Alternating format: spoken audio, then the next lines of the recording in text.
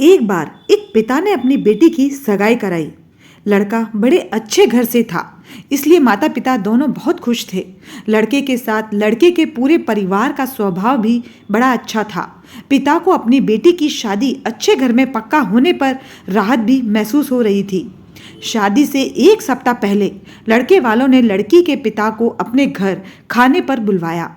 उस लड़की के पिता की तबीयत ठीक नहीं थी, फिर भी वे ना न कह सके।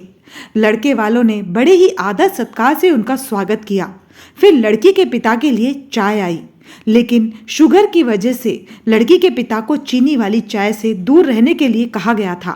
पिता अपनी लड़की के होने वाले ससुराल में थे, इसलिए उन्होंने बिल्कुल चुप रहकर चाय अपने हाथ में ले ली। चाय की पहली चुस्की लेते ही वो चौंक से गए।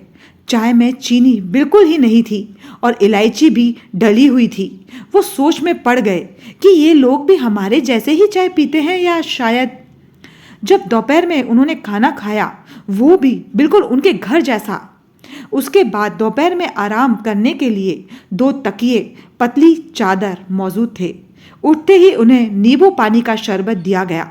वहां से विदा लेते समय उनसे रहा नहीं गया तो वे हैरानीवश पूछ बैठे, श्रीमान जी, मुझे क्या खाना है, क्या पीना है, मेरी सेहत के लिए क्या अच्छा है, या डॉक्टर ने मेरे लिए क्या वर्जित किया है, ये परफेक्टली आपको कैसे पता है?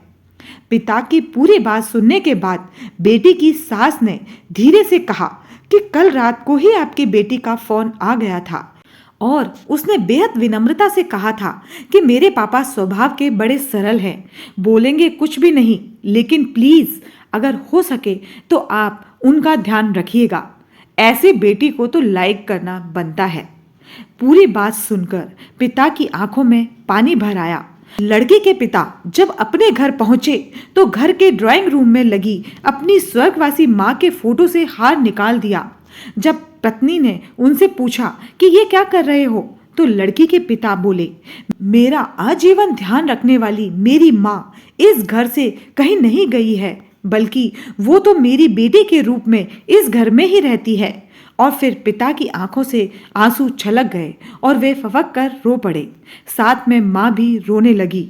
दुनिया में सब कहते हैं ना कि बेटी है, एक दिन इस घर को छोड़कर चली जाएगी, लेकिन बेटियां कभी भी अपनी माँ बाप के घर से नहीं जाती, बल्कि वो हमेशा उनके दिल में रहती हैं।